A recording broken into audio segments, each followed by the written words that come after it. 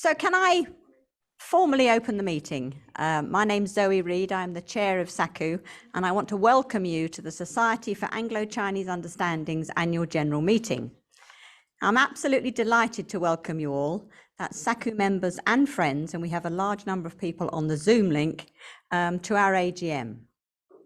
This is our first in-person meeting, first face-to-face meeting since 2019. I.e. before the pandemic. And so it really is especially great to see real humans in the room with us, as well as on the screen. And we're here now in the Wesley Conference Centre here in Euston, London. Now, one of the things that happened over the pandemic period was that we learned that many people, in fact, appreciated the increased accessibility offered to SACU public meetings via virtual platforms like Zoom. So we bravely decided that we would try and run this as, I think they call them blended events. So that means we've got real humans in the room and we've got people on the Zoom connection. So a special welcome and hello to members and friends joining via Zoom. To explain a bit about the background of this meeting, we were very honoured when the Consul General of the Chinese Embassy based in Manchester approached us with the idea of holding a joint event to mark the 110th anniversary of the Chinese Revolution. We thought this would be perfect for our AGM, and so that has shaped the programme for today. And because we will be joined by friends in Beijing, where it's already early evening, and in Guangdong, we've changed SACU's AGM's usual format by holding the entertainment part before the meeting. And our meeting will follow this event, the formal AGM business. So a special welcome to friends and members who are joining us over Zoom from China. Our programme this morning has been put together with the combined efforts of colleagues from the Chinese Consulate in Manchester and SACU Council members based in Leeds, Bedford, Bristol and London. It's been a really great collaborative effort. The programme today is entitled Railways and Reunions. And as the morning unfolds, I think you will see how this is a good description. It will also become clear how this is indeed an appropriate topic to celebrate and mark the 110th anniversary of the Chinese Revolution. And you will also see why SACU was keen to host this event. We're a small charity entirely run by volunteers and only funded by donations and subscriptions. But our mission is to promote friendship and understanding between the peoples of China and UK, something we've been doing for 56 years. So now to just outline the programme and then we'll get started. So we're going to start with a video made especially for us today by the Chinese Consulate. It was filmed at the York Museum and it will introduce us to the Chinese steam engine that's there. Dr. Francis Wood, SACU Vice President and renowned China expert, will host a conversation, which you've seen us practicing just now, between relatives of Sun Yat-sen who are in China and Dr. James Cantley's relatives who are in this country, UK. Professor Michael Wood, who is not a relation to Francis, is the SACU president and renowned historian and documentary filmmaker. And he will talk to us about China's first diplomatic mission to UK, which is also linked to railways.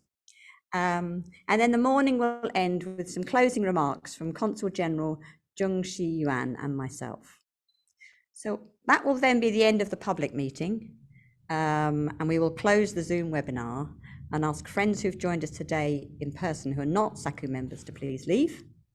And then the formal SACU AGM meeting for members only will commence at 12 noon, and SACU members will attend by Zoom with a separate link. So I hope you've got a sense of the plan of the hour together. It's about an hour we'll be together. And without further ado, I'd like to ask Xudong to please show us the York Railway Museum film.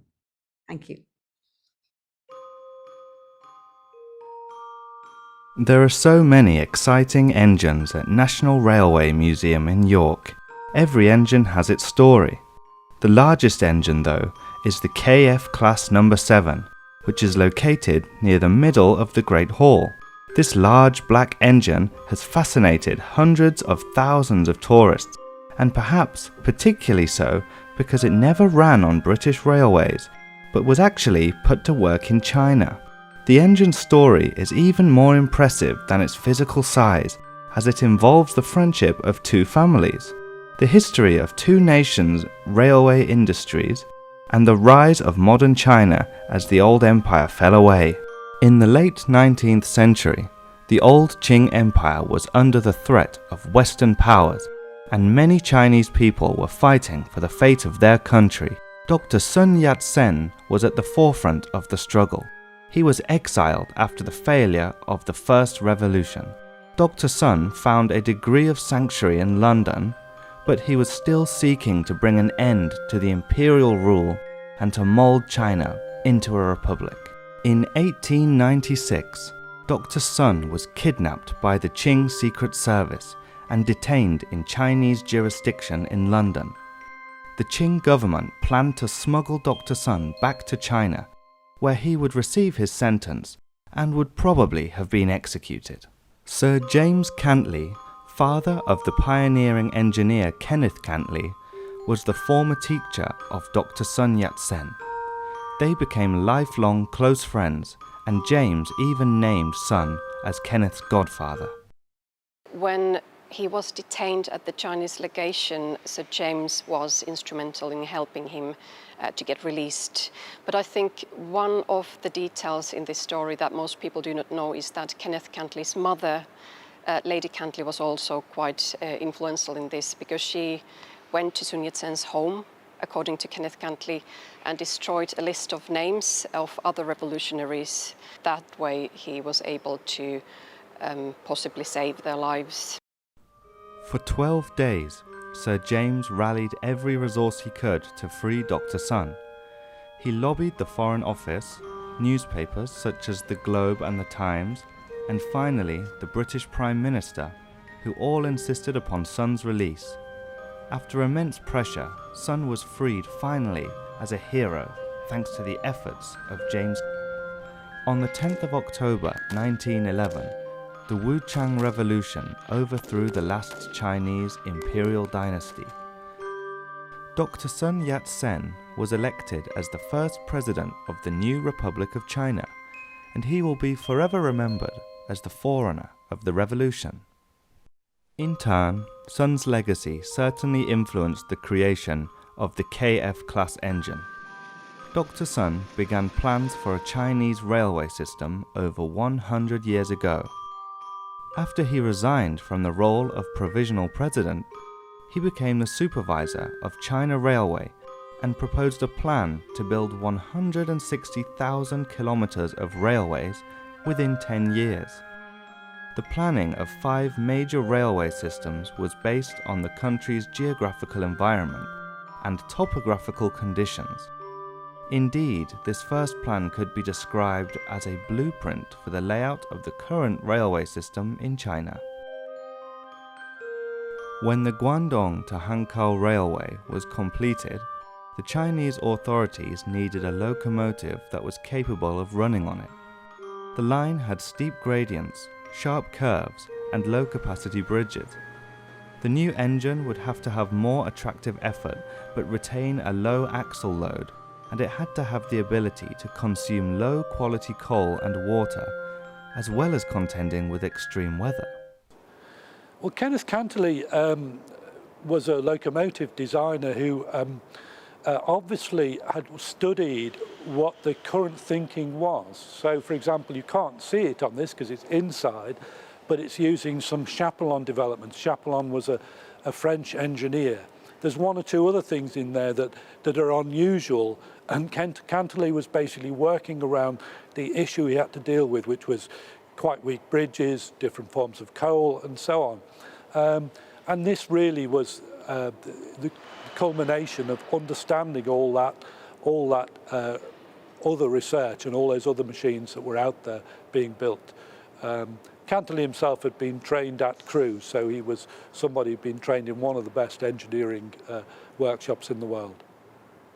Sir James' son, Kenneth, had been appointed an advisor to the Chinese railway team led by Yin Xiangchai, He wanted to incorporate American design into the new locomotive, and he knew that the new engine was going to be physically large.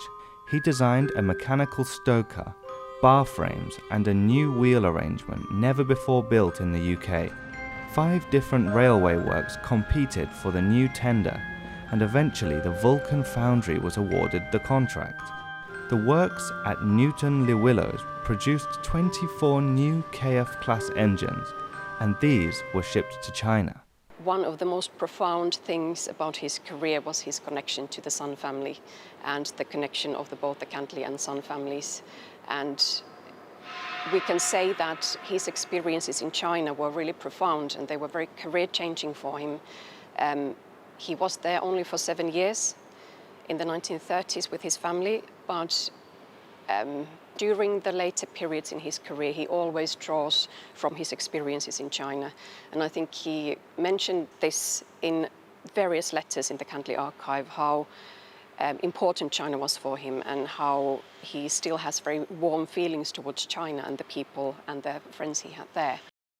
In 1981, the Ministry of Railway in China decided to offer KF number 7 to the UK government as a goodwill gift from the people of China. The National Railway Museum accepted the gift with open arms and restored it to its prime for exhibition in 1983. Another engine, KF number 6, is exhibited in the China Railway Museum in Beijing. These 2 remaining KF-class engines can bear witness to the friendship between 2 families of Sun and Cantley, and also chronicle the end of 2,000 years of Chinese empire and the rise of New China.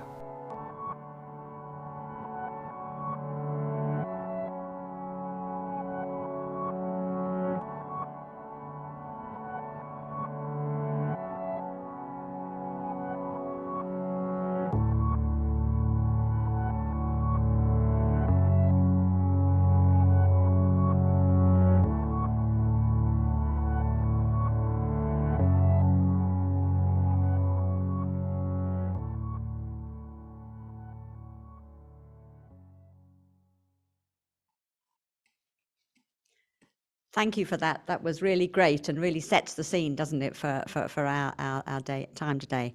Now Francis is going to attempt to bring this alive by talking to people in China and in Britain from both the Sun Yat-sen family and the Cantley family. So lots of luck, Francis. Come here.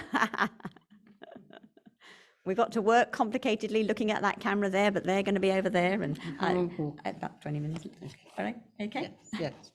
Yes. Well, welcome everybody, and I'm very pleased to see that we can now see Madame Sun and Hugh Cantley and his son.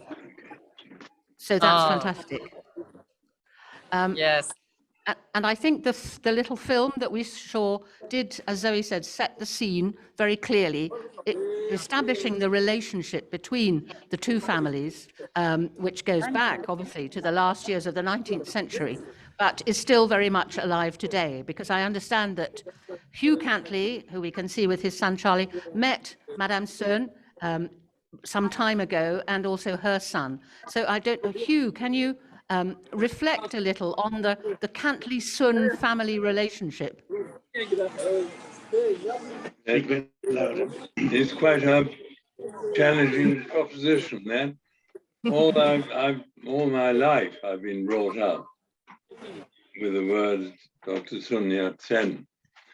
And my father used to say that when he was come down to visit my grandparents in the country, my father, at the age of 6, 7, didn't know who it was and rushed up. They were about to rush up to him in the orchard, and they said, "No, here is a great man in deep thought." So he tiptoed away, and obviously then but the very feeling of him gave an opinion of great integrity and thought. And perhaps we can reflect that Madame Sun, descendant of Sun Yat-sen, is standing in the garden of Sun Yat-sen's old mansion, am I right, in Shanghai? No, in Zhongshan. Oh, in In Zhongshan, Zhongshan. right. So going In back fact, to the family ancestral home, yes. Yeah. And obviously the atmosphere again, it's one of, I mean, looks like almost an orchard. So this is a place where Sun Yat-sen spent time deep in thought. Perhaps you can show us a little of your surroundings. Absolutely. Yeah. And in fact, I'm going to take you into the ancestral home and we're going to chat while I'm in Sun Yat-sen's bedroom. Yeah. Wow. Yeah. Now this is, so you can see from far away, right? You know, so I'm gonna kind of walk towards the old home. Yeah, and we'll keep talking when we go there, right? And take you in there. I think Hugh's been here, right? It's so happy to see you again too, Hugh. Yeah. Yes, thank you. Yeah, really pleased to see you again, you know. And this is Charles, right? Charlie, right? Yeah, Charlie, we both came to see you. Yeah. And I was talking to Leland actually this morning, you know, and he sent his regards as well. Oh, that'd be nice. Thank you. Unfortunately, because it's now about, 3 a.m. in Los Angeles, so he couldn't make it, but he sent his regards. Yeah, also from his family. Well, please give all my regards back. Absolutely. And we will meet sooner or later, we hope. Yes. And I hope to be able to see you in person very soon, somewhere, either here or in London. Likewise. Very good. You must let me know as soon as you arrive. Yes. Have you been to the ancestral home? Oh, yes. We have, yes. Oh, great. 1911, yeah. Well, I mean, let's see if 2011, it's any different now. Let's go in. There's exactly. It's wonderful. Yeah.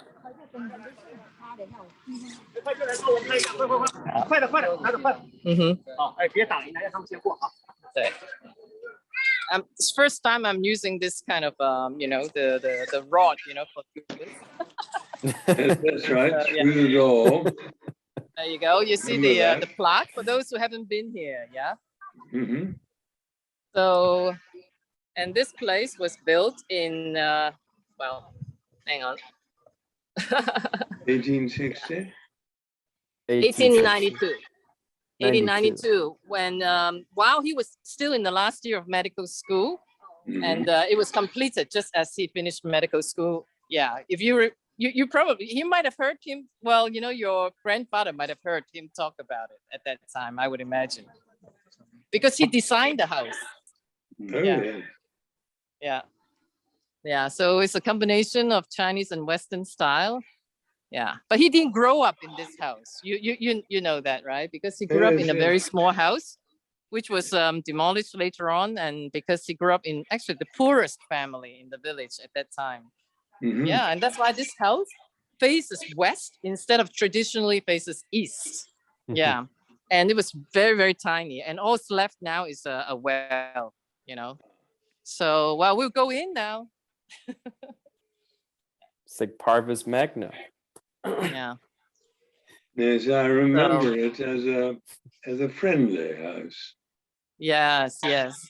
And you remember also this is actually written by Sun Yat-sen, so 依传得所五贵安居, that means, it's just a humble, he just needs a very humble,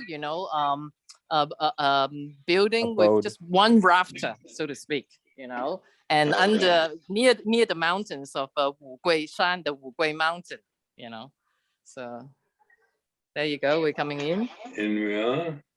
Yeah, you still remember? Yeah. Yes. Yeah, and it's very traditional Cantonese style, with the red brick kind of not red brick, a kind of red tiles, which and the gray kind of bricks that makes the house kind of cool in summer and warm in winter. That's right. Yeah. And then see the picture of Sun Yat-sen's father, right? Yeah, you recall seeing, hold on, I'm not so good with the camera. Oh, there you go, okay. That's Dr. Sun's father, is it? Yeah, absolutely, yeah. And then his mother on the other side. Yeah. Right. Yeah. Yes. And then the, you know, the traditional, you see now this is the living room, right? And then up on top, that's the Yes. tradition to also have the ancestors plaques, you know, put up there. So normally you would go up there and put the incense and the offerings. Yeah. And behind the living room is traditionally it's the room for the eldest person in the family. I think it's very uncomfortable myself, but you know, but, there we go. Yeah. Well, No And then window. no window. goes up to the No window.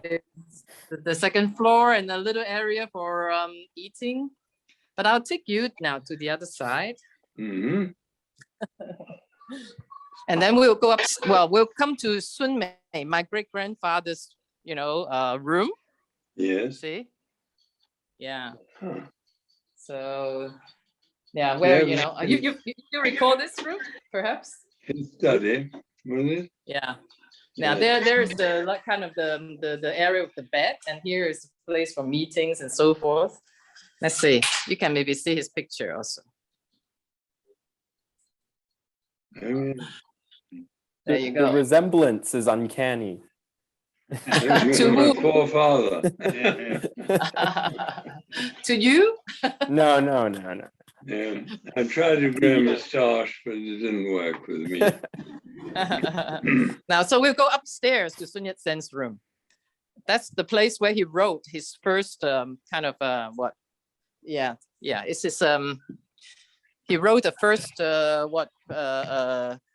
kind of a proposal, right? You know, to Li Hongzhang, you know, I suppose prime minister. Yeah, there you go.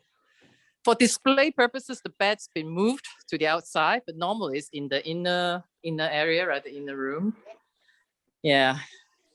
And there is a photo here of Sun Yat-sen when he was 18. Huh. Right. Good looking man, wasn't it? Yes. Yeah. Any resemblance with Justin? No resemblance at all. Some people have Absolutely said, none. Absolutely none. Absolutely none. Absolutely none. Yeah. And then maybe we'll come out, and it's got a lovely kind of outdoor area, kind of like a balcony. Yeah, it's very, very nice. And you can see the whole area. Mm. Yes, yeah. Yeah. And courtyard. And if I'm not mistaken, this is the only house that faces west. That's right. Yeah, that's what I was saying. Yeah. So we can sit down here. Well, these are all the original furniture, by the way. This is the desk that Sun Yat-sen actually used. So didn't he, when he began his principle, wasn't it the three principles? Yeah. Oh no, not here. That's much later. That's much right. later. Much later. Yes. Yeah. This I've got is a when he copy. was very young, you know, when he Right. first proposed to the Qing dynasty government, you know, that they Right, should yes. reform. Yeah. Yeah, but when they refused, then he started, you know, thinking, well, only revolution can, you know, work. Yeah, so we can, well, I'll try to sit down here as though, well, imagine Sun Yat-sen was having a meeting here, right? Well, we'll sit down here. Right. And continue to chat. This is like history. Yeah. Yeah, There you go. that's better. Yeah. So yeah, again, so nice to see you. I think it's not just a matter of friendship between two families. It's really between two countries, you know. And I think Sun Yat-sen talked a lot about 博爱, right? Which I would call universal compassion. Yes. And I think that's really needed in the world now. You know, I mean, look at all this. I mean, just crazy. So many, you know, crazy in so many ways, right? You know, Yeah. I mean, look at the climate change and everything. I mean, the whole planet might be in danger, and now still so many countries are in conflict, etc., etc. So it's wonderful that at least we are doing something, right? That talks about pure friendship between, right, families and countries, and hopefully, you know, like yeah, better relationships can happen between, you know, most countries, you know, starting with China and the UK. Yes, well, it's Yeah. the difference is between antagonism and being together with all the Absolutely. difference in the world. Yeah, exactly. You know, tolerance, you know, inclusiveness, right? Yeah, yeah. We must try and achieve that again and rebuild on proper foundations. Yes. I think it's wonderful to see such a, this long generational friendship between two families in two different places. We must sadly wrap up our conversation now, pretty much. I don't know if you've got any last words, Hugh, or Madame Sun. We will meet again. Absolutely. Yeah. Very soon, I hope. I hope. Thank you. Likewise. Yes. Well, we hope it can be facilitated as soon as everything is, where travel is easier and everyone feels well. So thank you very much indeed for participating today. It's been a great honor for us to have descendants of such a distinguished lineage on two sides of the world to join us. Thank you very much indeed. And thank you very much too. Thank you. Does Justin, I was going to say, does Justin want to add anything as a I think my mum put it. I think my mum put it the best in words. So yes, I would also very much like to. Hopefully, after this entire pandemic's wrapped up, I'd love for all of us to meet in person, ideally. Well, True.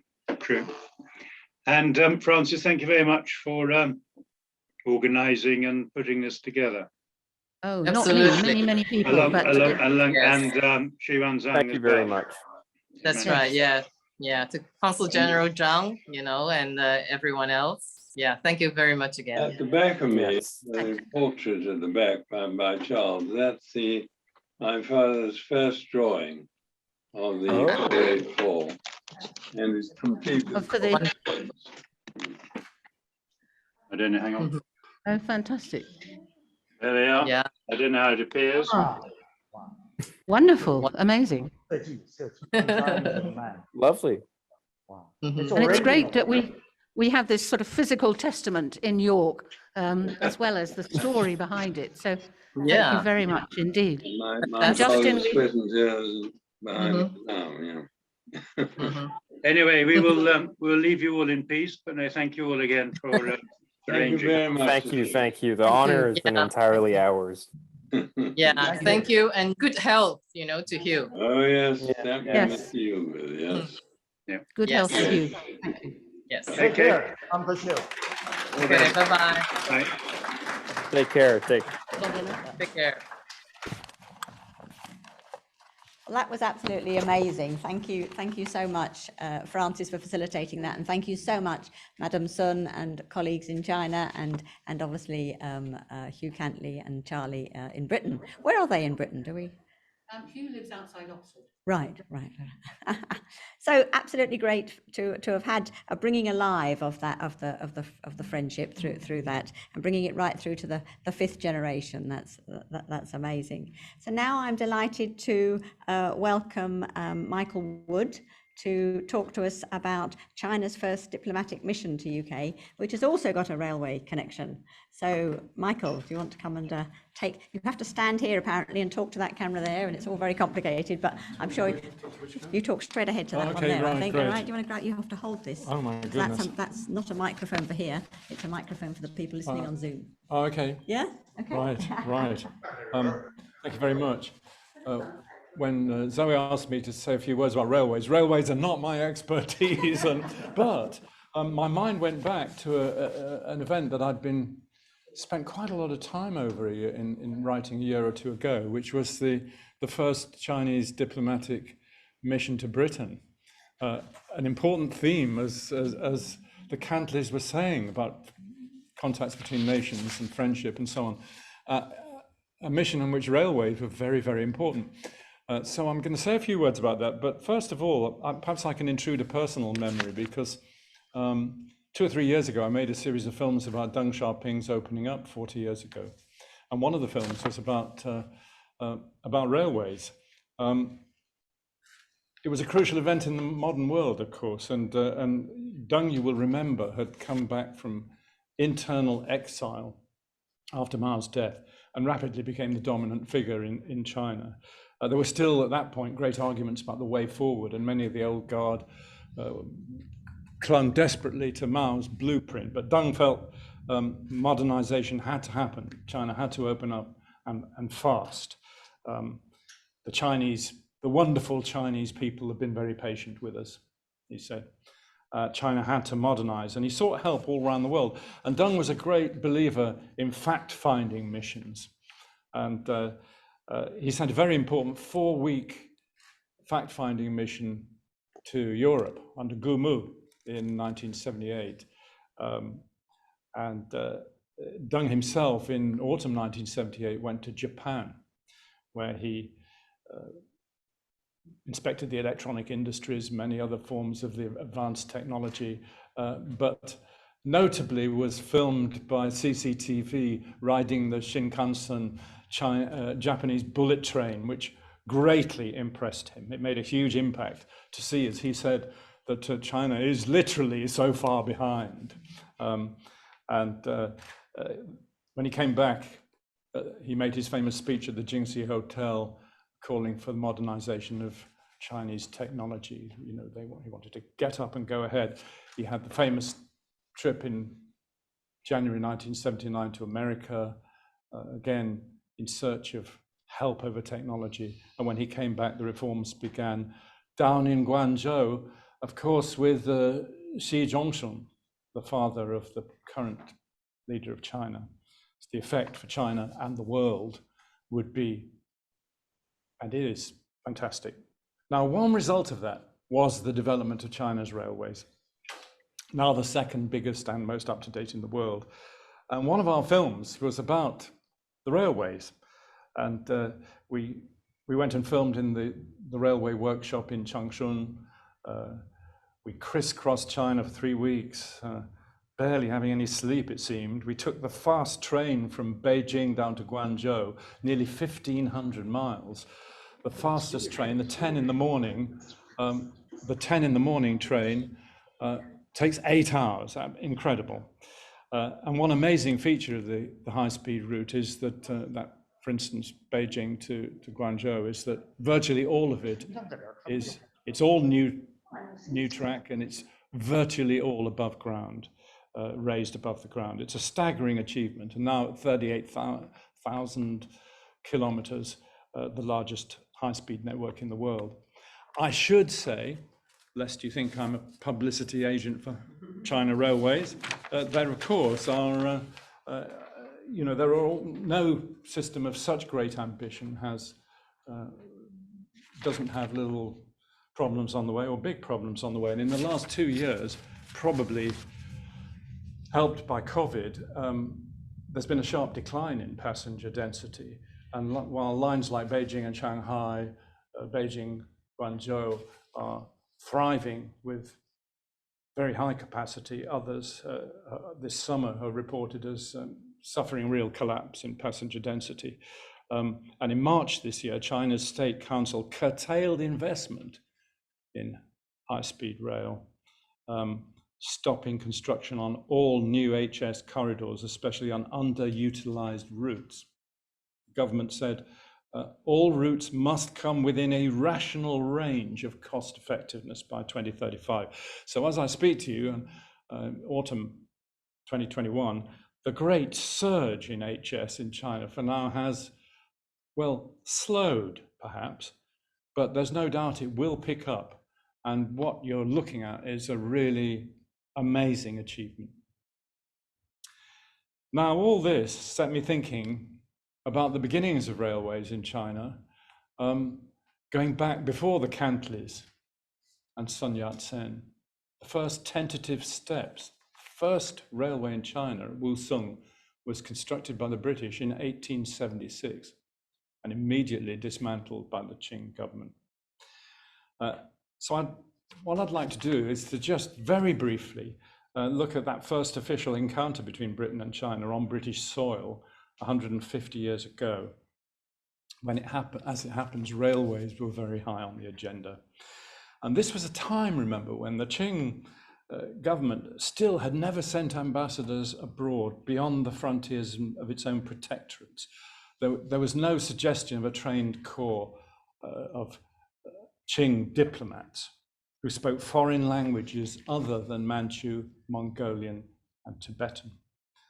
So this was the very first time that China had sent embassies abroad. And I hope that we will duly celebrate this when the 150th anniversary comes up quite soon. China's first ambassador to the West arrived in Britain on the P&O liner Peshawar on the 21st of January, 1877. And there's a wonderful photograph of the ambassador, Guo Songtao, in his mandarin's hat and fur-lined silk coat, wrapped up against the cold. He had learned some English, but he was accompanied by a young man who'd been a student on an unofficial visit 10 years before, who spoke English. The journey from Shanghai by sea had confirmed Guo Songtao in his impression of the British Empire. It's the size, the naval and mercantile supremacy, which, along with Russia's land empire, Guo wrote in his diary, was surrounding China day by day, eyes glaring like predatory lions. Since the start of Victoria's reign, their bruising encounters had perplexed many in Beijing.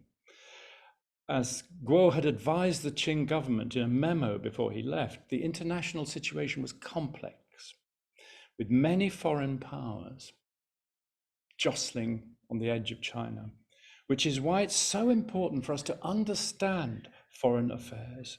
We must create a proper foreign policy, while at the same time establishing the basis of national strength and prosperity at home. And in that, he saw railways as a crucial moment. So when he sets foot on British soil, it's really the first beginning of China's modern international diplomacy. And it was a journey of intellectual discovery that Guo was brilliantly well equipped to undertake. And perhaps I can just give you a brief word about him. Born in 1818, he'd been educated at the Yuelu Classical Academy, which is in Changsha. It's still there, part of the university, beautiful spot. Founded back in the Song dynasty. Many great Chinese figures had studied and taught there, Jushi, for example.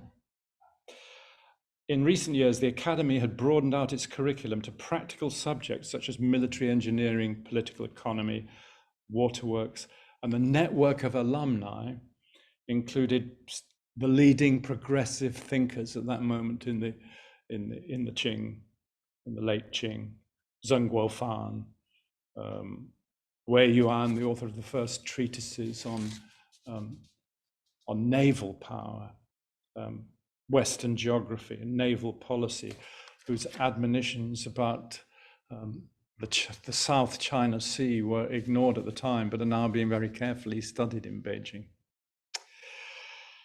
As a young man, Guo had fought in both Opium Wars and later fought against the Taiping, so he was grounded in reality. And like his friend Zheng, Guo was a vocal advocate of China's self-strengthening. Even while the Taiping War was raging, he was calling for foreign languages to be taught in Chinese schools and government sponsorship. But before he left for England, his views, of course, had become very controversial among conservatives, as he was committed to a radical transformation of China. He was a well-known supporter of technological innovation and educational reform, calling for an enlightened understanding of the West. See how this moment is going to converge so many of our great themes today. An apostle of progress, he was called by the Times in London when he arrived. He had great curiosity about Britain and especially its parliamentary institutions, which he understood as a very modern development of the last century compared with China. At first, unlike China, he wrote in his diary, the British didn't have a long and accumulated tradition of high virtue and culture. something that's really come over the last 100 years, he said, and now this participatory parliamentary system has really advanced their standard of living. And Britain's modern progress, Guo traced back to the scientific revolution that had paved the way for the kind of modernity that in his eyes, China conspicuously lacked. In particular, interestingly enough, he pointed to Francis Bacon's New Science, which he had had translated into Chinese before he left. He saw this brilliantly, it seems to me, as a founding text of Western modernity in its advocacy of a clear break with the past, which for Guo had a deep relevance to China. Bacon began studying the Greek and Latin classics, said Guo, and he rapidly understood that the classical culture of the West no longer had any relevance. They were empty and incapable of practical application to the times. Exactly the same thing, of course, he would apply to the Chinese classics.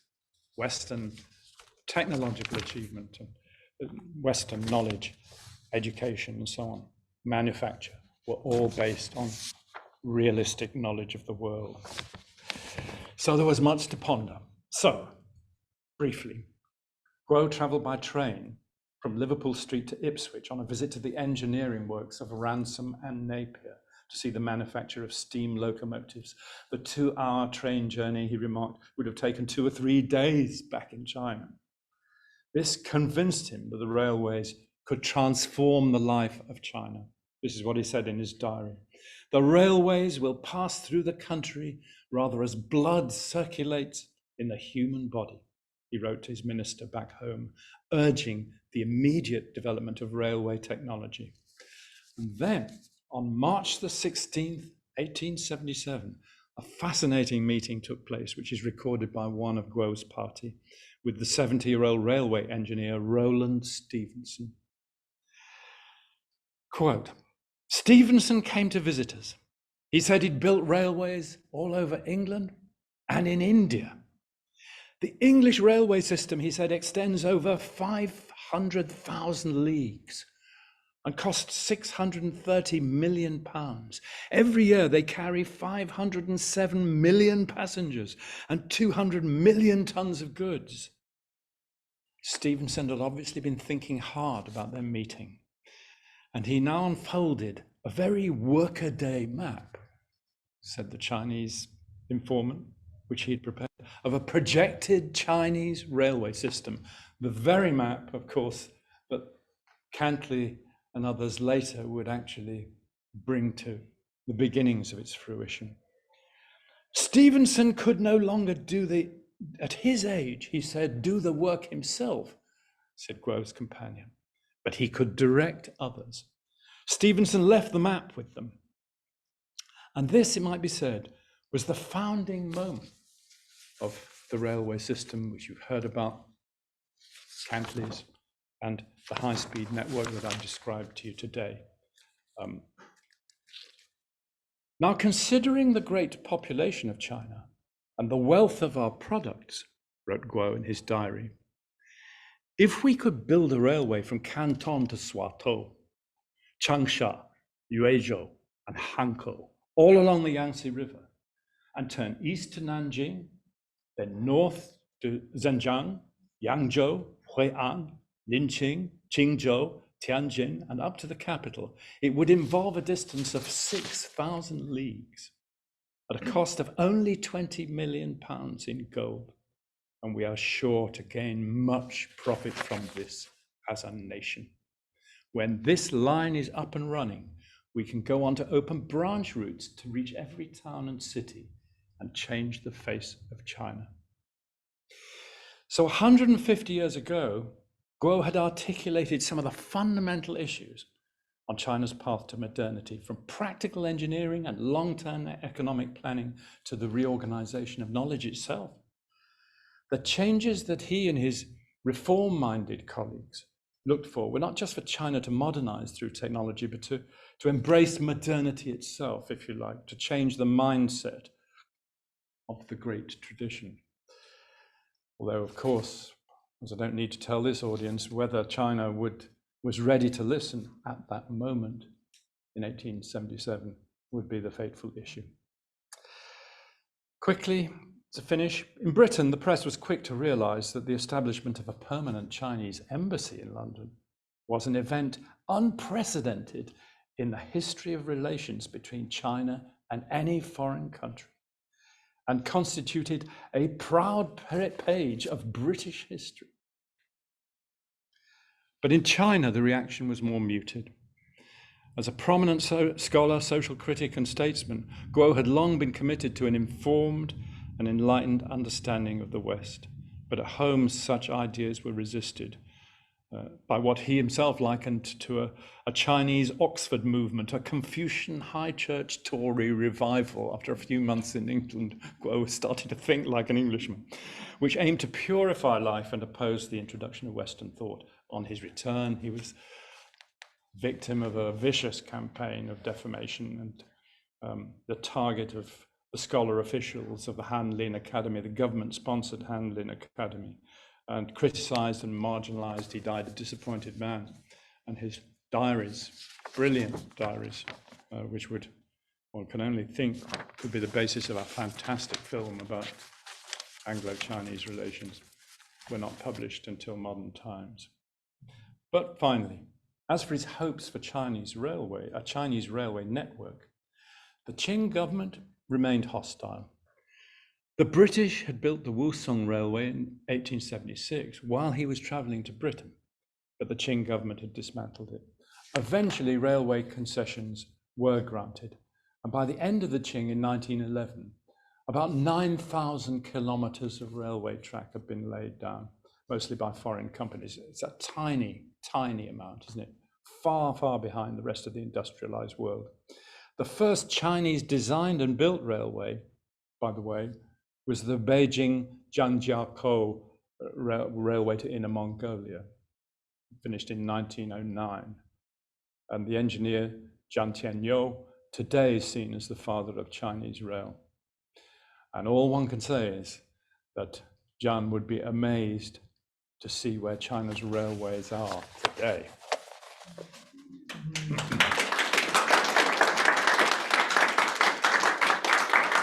Thank you so much, Michael. That was fabulous. So that gives us a real deep historical context for that.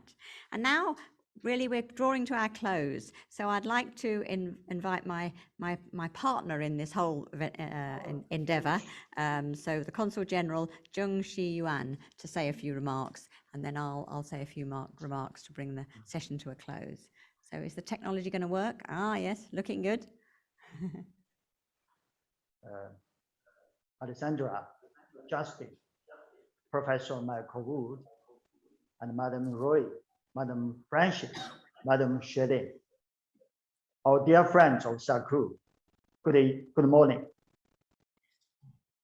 We are extremely delighted to co-organize today's event with SACU and the Center.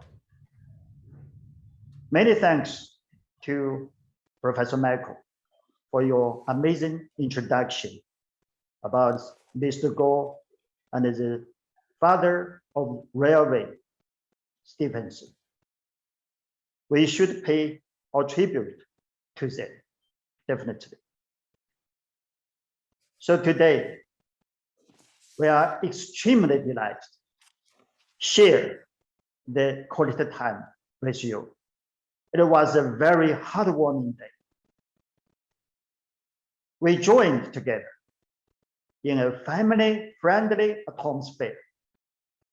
The friendship between Dr. Shen and Sir James' family is not just a friendship between two families, but also symbolized the friendship between our two peoples.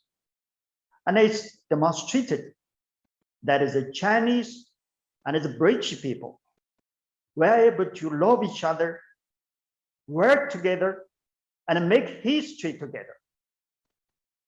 Ladies and gentlemen, the Communist Party of China inherited the ideas of Dr. Sun Yat-sen and went forward to open up a new chapter of China's history. On the occasion of the centenary of the founding of the CCP and the 110th anniversary of the Shanghai Revolution, it's important for us to revisit Dr. Sun's ideas so that we're able to take our new long march. SACU has done a lot of fruitful work to promote mutual understanding between our two peoples. Professor Woody's documentaries are very popular in China and the UK. And the magazine, China Eye, has been published continuously for more than 40 years. I would like to extend my highest respect and most sincere thanks to you. Finally, please allow me to extend my humble and heartfelt thanks to Uncle Shou and Alessandra and everyone here. Without you, today's event wouldn't be possible. My best wish to you, my dear friends. Thank you all.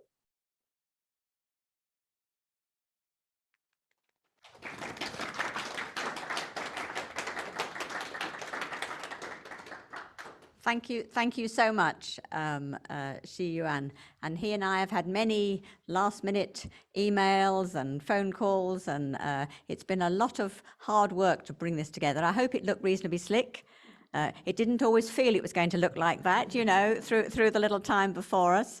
But Xi Yuan personally did a lot of work to build the connections and to make sure everybody could come together for that session.